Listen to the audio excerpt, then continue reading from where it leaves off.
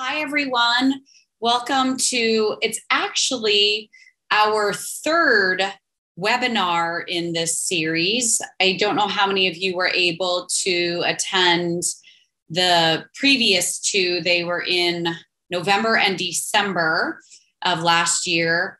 Kate Golick and Alice Teal presented, I believe, the first one, and then Bern Melnick presented the second webinar in the series on faculty leading, living, curriculum, class well. So it's kind of all encompassing there, even though there's, of course, a formal title to this webinar series.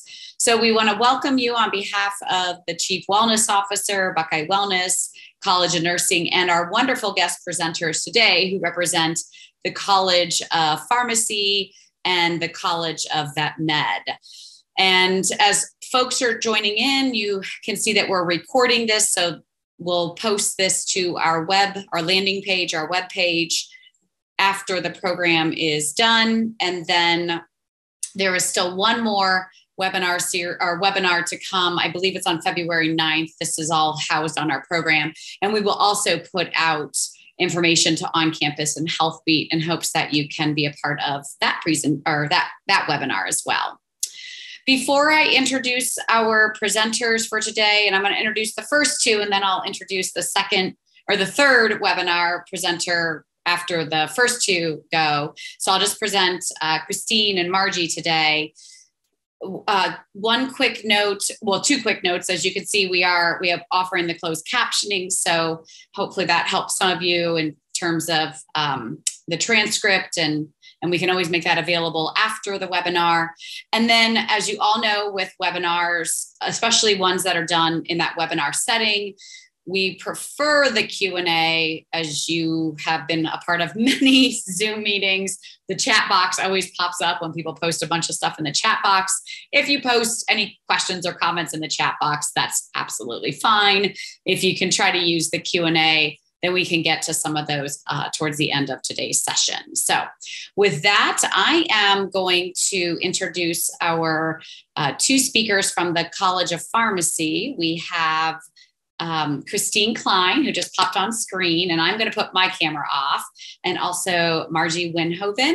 So Marje, I have a little bit of background on you, and then I'm going to have Kristine actually share a little background on herself. So Marje is an assistant professor in College of Pharmacy who teaches both in the Doctor of Pharmacy program as well as in the undergraduate program. And she's practiced for many, many years in the community. And I wasn't quite sure what this meant, home infusion pharmacy. So that'll be, if you have a moment to speak on that one, that will be awesome. So that's Marje's background. And then Kristine, I'm going to let you go ahead and share a brief bio about yourself. Yeah, thanks, Megan. While I'm sharing my screen here, my name is Kristine Cline. I am also an assistant professor at the College of Pharmacy, and I have the privilege of co-teaching with Marje in our Doctor of Pharmacy program. And I also work in our Master's of Science program at the College of Pharmacy. In practice, I live as a community pharmacist. So that is just a little bit about me. So we're just gonna dive right in here to our topic, and we're gonna be talking about integrating well-being into the PharmD program, because that's where Marje and I have done a lot of work together. So that's what we're gonna share with everyone today. And we'll see if it'll let me advance. Perfect. So obviously you are here today invested in this topic, but really when we think about the way that we've approached integrating wellness into our class and with the PharmD students, we really think about ways to integrate it into the classroom and really as a skill building opportunity. So as you know, OSU has many dimensions of wellness, and I won't dwell on that, but not only are we thinking about the many dimensions of wellness, but we're also thinking about how it can be incorporated into the PharmD program kind of holistically. So our students are required to complete co-curriculars on a variety of different topics, but one of which is wellness. They also have some extracurricular activities like their student organizations, many of which focus on wellness. What we'll be talking about today is how we've embedded it in the classroom. We also have a wellness committee that includes students from every cohort in the program. We have an embedded counselor for our students. And then we also have a lot of things in person. So free fruit when we're allowed to have food, a game library, and lots of fun things in person. So really thinking about how students can engage with wellness opportunities in a lot of different formats so that it's accessible to them in a way that best fits their needs. But like I said, we're going to really focus today on how we've embedded it in the classroom. So just a little context for the course that Marje and I are in. It is a very large team taught course called Integrated Pharmacotherapy, or you'll likely hear us refer to it as IP. So across one semester, it is 9.5 credit hours. So it's a very robust course for students. We have them for up to 30 hours of student time per week. So it's a really large course. Within one semester, students will have up to about 30 unique instructors. And they have, depending on the semester, about 4 to 7 folks on the course administration team. So you can see from like a cognitive burden standpoint, there's just a lot happening for students within this course. And then our cohorts are around 120 to 130 students. As we go through some of these activities and you think about the type of setting that we have piloted this in with our students, it's a pretty large cohort. So I'll do a kind of a quick overview of what we've done, and then we'll dive into some more specific examples. And then Marje has a lot of great information to share about what our students have thought about these practices. So we have used a stepwise approach, and we've primarily kind of broken it into 2 buckets. So what we call take fives, which are really short wellness interventions that are delivered during regular and required class time. Now, that's not to say that these activities are required. They are happening during required class sessions. We take, kind of as the name explained, we take a 5-minute break. And so they're welcome to go to the restroom or leave the room. You know, they're welcome to do whatever they'd like, but we offer these activities during those breaks. And then we also offer other just kind of standard bio breaks and stretch breaks for the students. Our course's meeting pattern is we meet for 3 hours at a time. So we have a couple different breaks built into each class session. So we'll usually have 1 to 2 of these take fives per week. So it's not happening all the time, but pretty regularly. Then we also have the other bucket, which are our well-being workshops, which are a little bit longer. They're usually about an hour, and they're delivered outside of usual class time. So these usually happen over their lunch hour or sometimes after class has ended. And we only do these a couple times a semester because those are asking students to come and commit to something that's outside of their required course time versus the take fives are happening just while they're with us. So the take fives look a lot of different ways. So we try to ensure throughout the semester and throughout the year that we incorporate activities that really address all of the dimensions of wellness. We also do kind of take 5 style wellness around exams. So prior to exams, the exam room is a quiet space and we play guided meditation before the exam room opens for all students to enter. And then for their scrap paper, we include puzzles on there. So for example, our students had an exam this morning and they had Sudoku puzzles on their scrap paper. But you can see there's kind of a variety of things here. So we have used Top Hat to do word clouds on kind of realigning with their purpose and why they want to be a pharmacist or why they came to pharmacy school. Something that is a lot of fun is this kind of tell me something good. So we have them chat with their teams that they sit with, and then we come back together as a group, and then they kind of positively tattle on each other and share each other's good news. And it's a lot of fun. And it's a really great way for us to get to know the students as we get to hear some of these kind of milestones in their lives. When the weather's nice, sometimes we do walking challenges, and you'll see the students kind of jogging around the building, trying to get as many steps as they can. We've done coloring contests. We've done a whole bunch of different things there. So you can see, just like I said, a few examples there, but we really try to address all of the different dimensions of wellness throughout the year. And some are easier than others. A lot of them are individual activities, and some of them are team-based. I mentioned our students work in teams. So we have an upcoming activity where during a 5-minute break, they'll be building towers out of marshmallows and toothpicks. So we have a lot of different kind of activities. They're done virtually or in person. You have a lot of flexibility with it since they're so brief. The well-being workshops, on the other hand, are longer. They're about an hour in length. So we have done some pharmacy specific ones where we've worked on kind of that like realignment with purpose and goal setting around different things that have happened in the profession of pharmacy. We've partnered with the Smart Lab on campus and have them come to our building and do some breathing activities with the students with some of their technology, which was a lot of fun. We've engaged with folks at the Student Wellness Center and had them help with some kind of lunch and learn type activities. We've had game nights. We had what was really fun on our first day of class. We had an on-campus scavenger hunt. So specifically for this year's cohort, last year for their first year of pharmacy school, they were entirely virtual. So this was really their first time seeing their classmates in person and coming to campus. So we had them go around campus in the fall when the weather was wonderful, and they just kind of explored and looked for some Ohio State things and got to know their teammates. And so that was a really great activity for them to get to know each other, get to know the university, go out and get their steps in some sunshine. So again, lots of different ways we can be flexible with these well-being workshops, and lots of really great resources here on campus through Ohio State that we were able to take advantage of for our students. So I mentioned that kind of scavenger hunt. Here's our students on that scavenger hunt. So they were looking for places to study. They were looking for Buckeyes, whether candy Buckeyes or real Buckeyes in Buckeye Grove, looking for Brutus, kind of exploring some landmarks like Mirror Lake. So they had a lot of fun doing this, and we had them post pictures on a discussion board. So then they got to see the places that their classmates found, and we also got to, see them out having fun. So that's just a really quick overview of some of the things that we have done at the College of Pharmacy.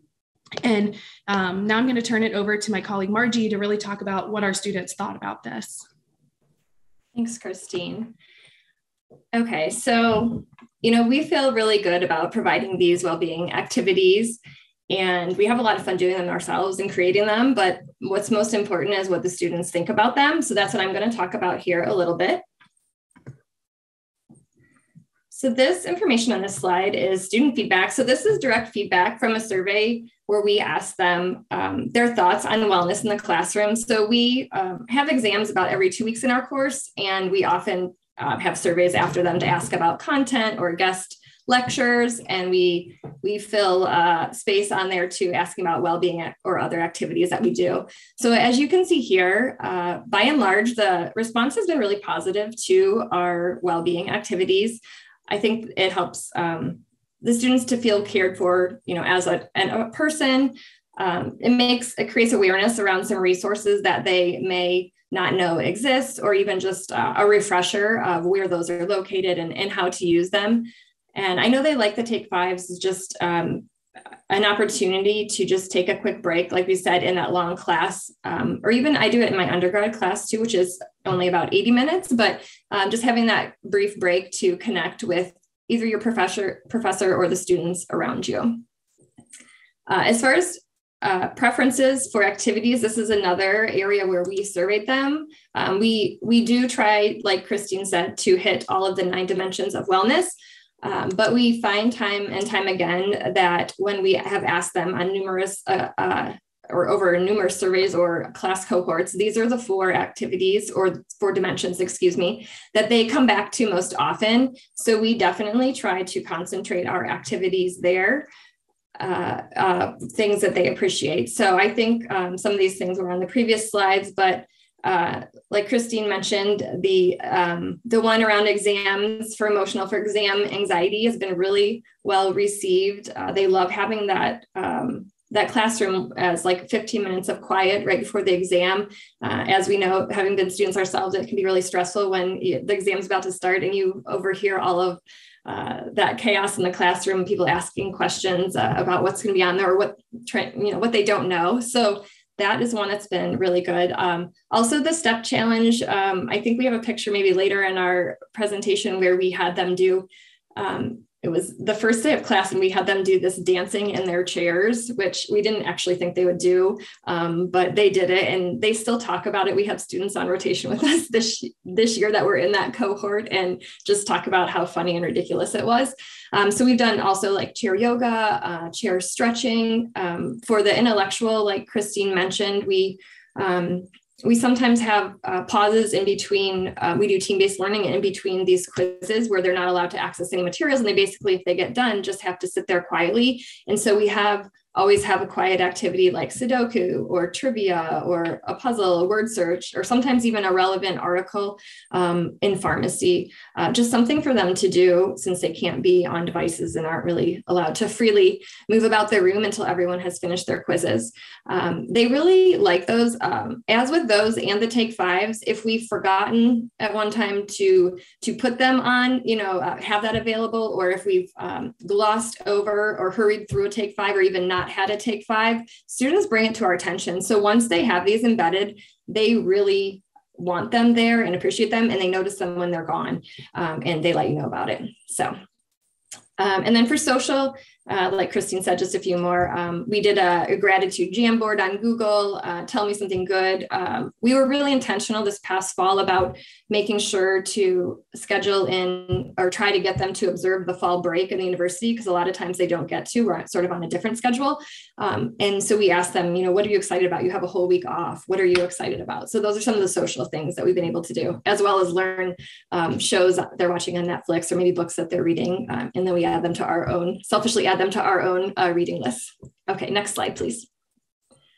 So as far as lessons learned, I guess I would say we're not going to lie. There's definitely some planning involved, but I think it depends on how much you choose to bite off, right? So these Take Fives are generally pretty quick and they are minimal planning.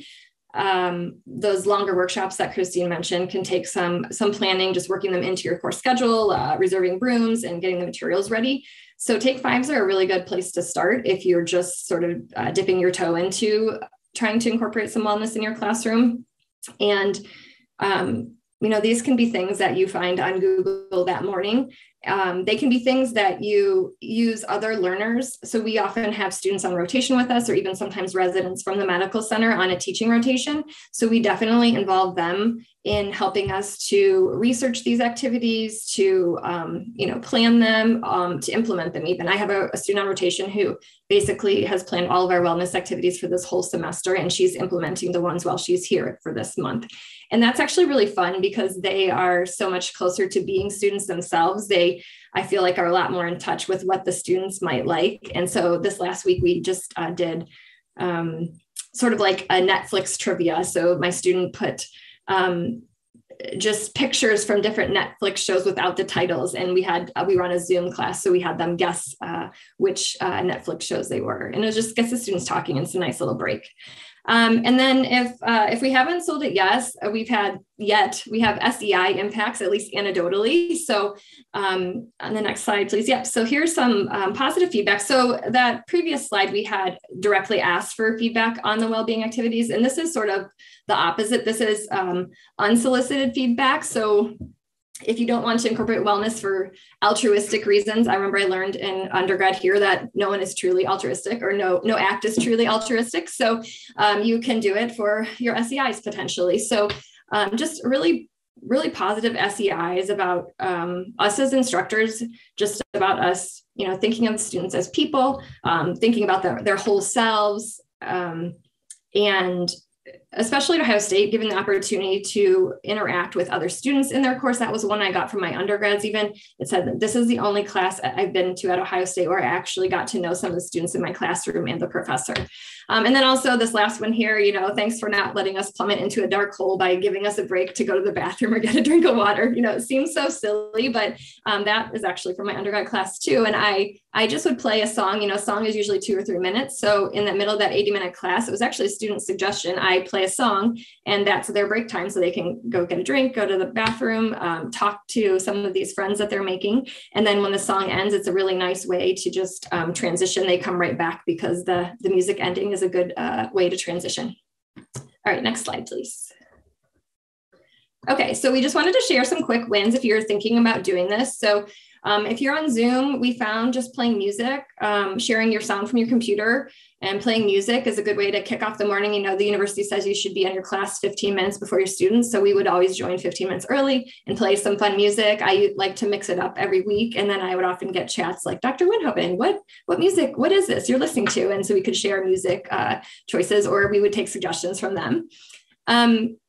Incorporating those short stretch breaks to meet your neighbor, and just get up and move your body a little bit, especially in the longer classes. And then the social sort of things we mentioned that are really easy to implement either in Top Hat or if we're on Zoom in the chat. So just really casually, like before class or on these breaks, what is everyone watching on Netflix? And talking that way, or what books did you read over the summer? Those sorts of things. We'd often do the Top Hat too when they come back from break. We might start off with like an icebreaker of a couple of Top Hat questions just to kind of get the ball rolling and see where everyone's at.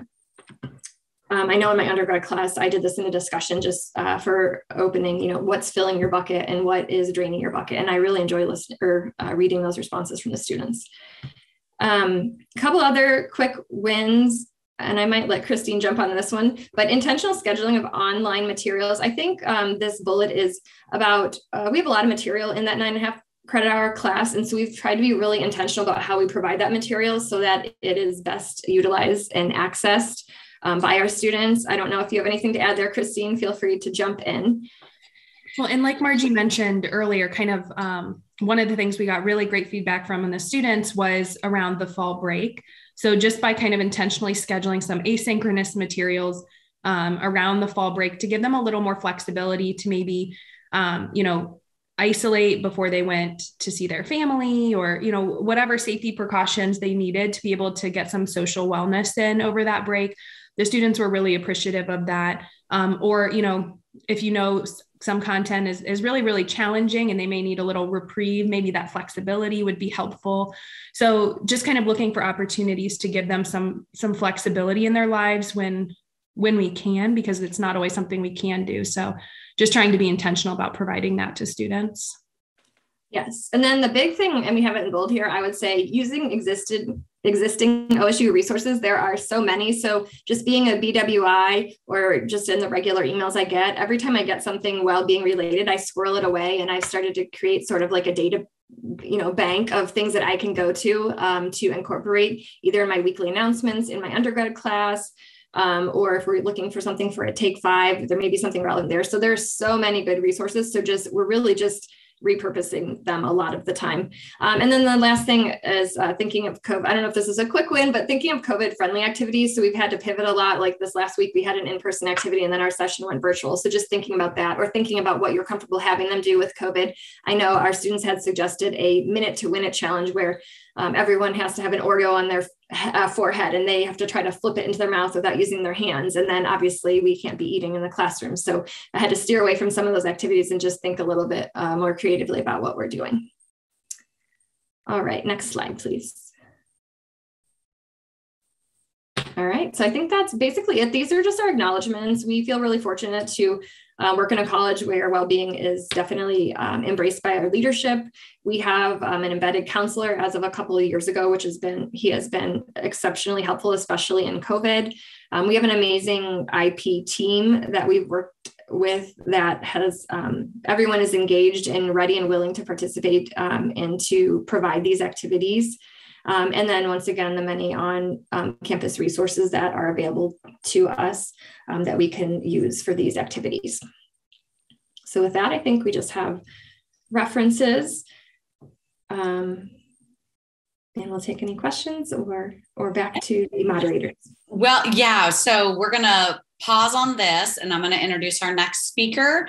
Awesome stuff. I feel like this should be like a toolkit for faculty. I'm not making more work for both of you. Maybe we could talk offline about that. But I mean, like, this is what faculty wants and needs, right? Like kind of that step-by-step, what works, what the operations, right? So I'd love to continue that conversation.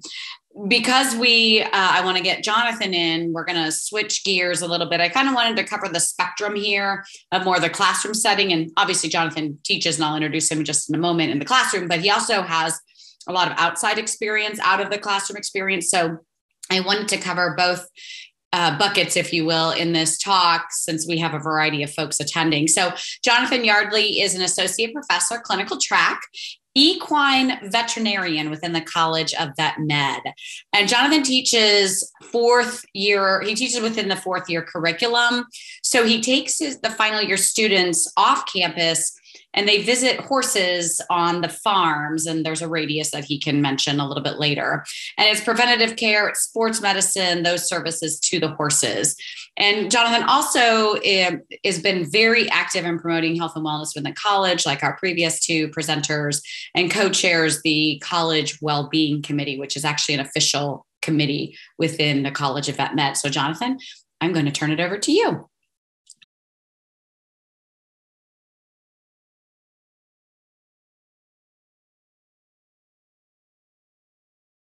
You're muted, Jonathan. Thank you. So yes, thank you for allowing me to speak. It's been some good times with the students in the truck, especially during COVID. So just basically in a clinical year, I take the students with me, like we said, to the farms. So I'm spending 8 hours a day with my students. Some of the things that I've done to kind of get to know them better, because one of the things, one of the bridges or one of the issues I see in veterinary medicine, or probably in all the professions, is how the students pedestal us and are really scared to make mistakes around us. So I try to be as humanistic with them as possible. And one of the ways that I've found to do that was I've started asking the students at the start of the day what they are grateful for. So as we get our day rolling, after we kind of know what cases we're going to see as we're driving, it's a great opportunity to get to know the students better. So I share with them, I usually start the conversation because sometimes they're a little worried to say something in front of me. So, usually start with two things we're grateful for and one thing that we're looking forward to. And a lot of times over the first week, the students kind of start with, oh, I'm grateful that it's sunny out. I'm grateful I'm not in the hospital. I'm grateful we get to stop at this coffee shop.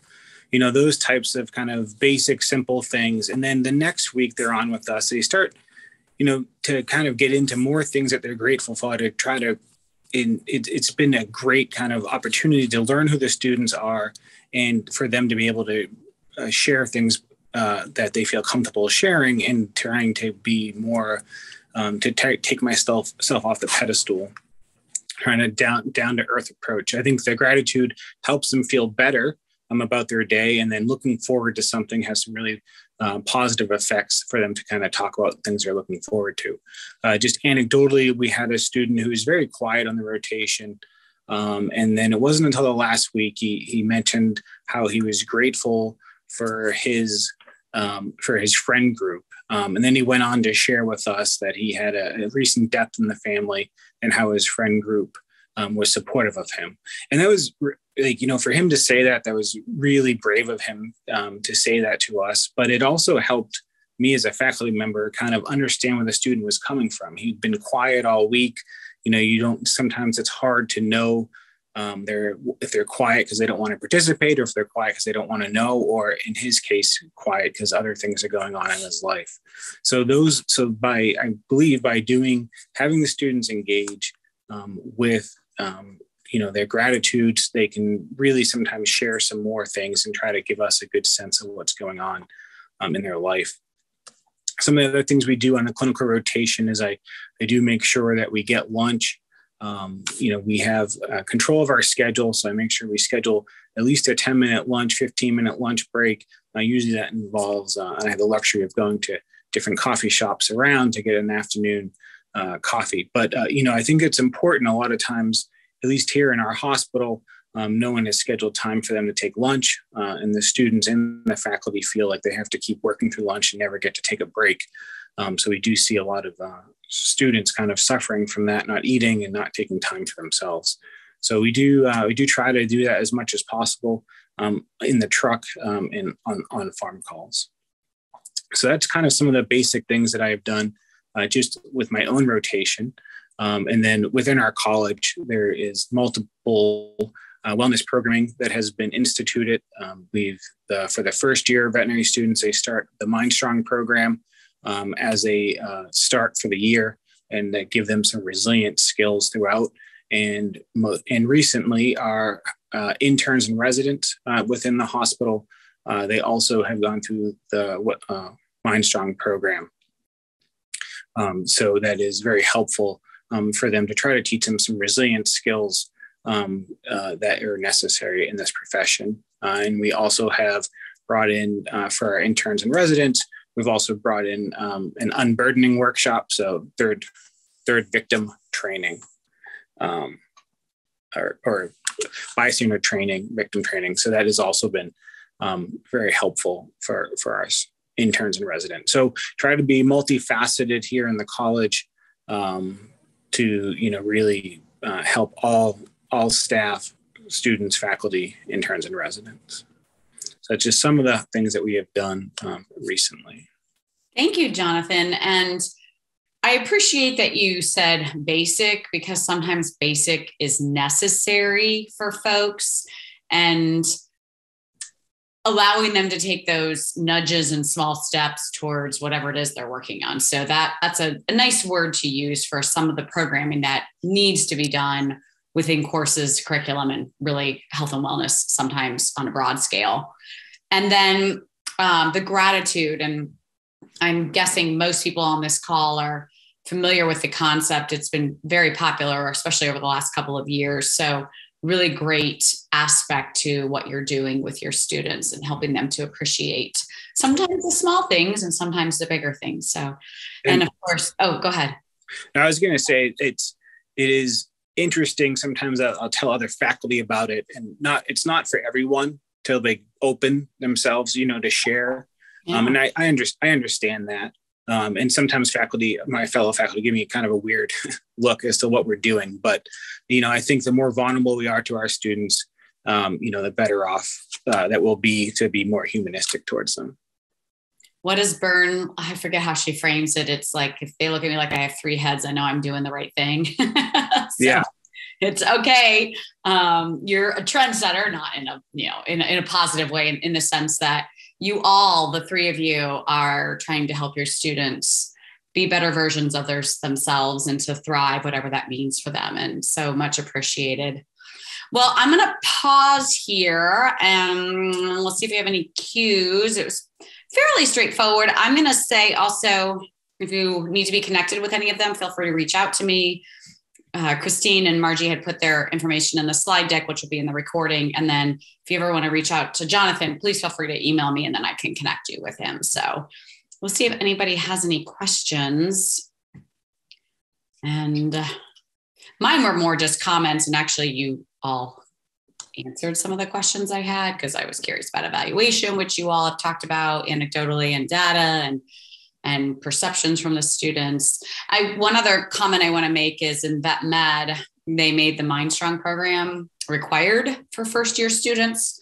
And that's a CBT program, cognitive behavioral therapy program, to teach anyone really those skills for coping with life's up and downs, trying to prevent anxiety, stress, depression. Also, there's probably a little bit of treatment in there from a prevention standpoint, if that makes sense, the way I just said that, and resiliency skills and positive thinking and those types of foundational things that our students, they need right now. So that's really great that Dean Rustin Moore made that required, from his leadership. So yeah, it's been great. It was not the students have really liked it. And one of the important things is it's really great, but there's some of the entry screening of it, that there are some students that come into the program that are in high stress, in the red area already, even before the clinics or even before the first year starts. So it's been mind opening to see what these students are coming in with, knowing that we can at least help them.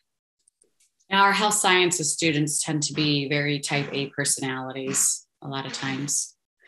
Marje, Kristine, I just want to make sure if there's anything else you want to add, we'll come to a close on everything. But before I thank you all, I just want to see if there's anything that you both want to add. If not, that's fine.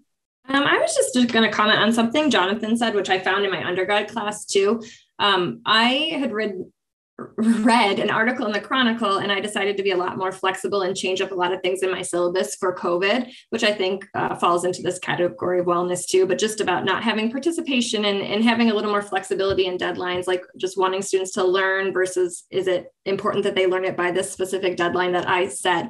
And I found in doing that like Jonathan said, they opened up to me a lot more, especially the students where, as he mentioned, I thought, oh, they're not participating or they're not engaged. Why is that? And then I would find out, I've had kidney stones for the last week, or I'm immunocompromised and I have the flu or COVID and it's really hitting me hard. And so they did open up a lot. And I felt like I got to learn a lot more about them. And I got to help them be successful in dealing with whatever they're going through, whether that was providing other resources or maybe being, flexible in how and when they turn in their work and whatnot. And then the other thing I just wanted to comment on, I forgot to mention when I was presenting, that we try to incorporate in this well-being some of the behaviors that we want to see with our professional students. So obviously we focus so much on content, but some of the well-being things that we have done have been, they do team-based learning. So it's been around what makes a good team, what makes me a good team member, and reflecting on their peers' assessment of them as a team member, or we are about to have them do a learning styles assessment. So just looking at that, we've had them reflect on their study skills, and then we can provide them with some different strategies and tools. So really trying to hit on some of the behaviors and that they'll need, like some of the softer skills out in the workplace that we don't hit on content-wise in the college. Yeah, I don't know that I have a lot to add. It was really interesting to hear kind of some of the things happening over at VetMed. It's always fun to hear what others are doing. But one of the things that Jonathan said really stood out to me about us being vulnerable with students. So not so much saying like, we're going to have a spill the tea session and tell students air out your dirty laundry and tell them about your entire life. But we really ask our students to be vulnerable with us as part of this experience. And so I have found, if I'm willing to open up and be vulnerable with them and share, how these things have helped me or why I think they're really important, they buy in a little bit more. Like, I know this looks ridiculous. I remember when someone told me to do this and I said, you look ridiculous, but I tried it and here's how it helped. So I think just, really being open about our own experiences and why these things are important is uncomfortable at first for a lot of people, but it really helps the students buy into this experience, which I think we've all kind of shared that the students really value once they start doing it. It's just kind of getting them to kick off the training wheels and get going. Beautiful. Really appreciate your stories and your experiences, sharing student experiences and feedback and stories, and what you're doing to, again, help them thrive and navigate life. So we're going to bring this to a close. So again, just really appreciate your time, your energy, your commitment, and your passion, right? So passion drives all this. And thank you for being a part of this webinar today. And I may be following up with all of you to see if there's some things we can put together to share with faculty across the university. More to come on that one later. So thank you so much. And if anybody, again, wants to be connected with any of our speakers, just let me know. All right. Have a great rest of your day, everyone. Thank you. Thank you.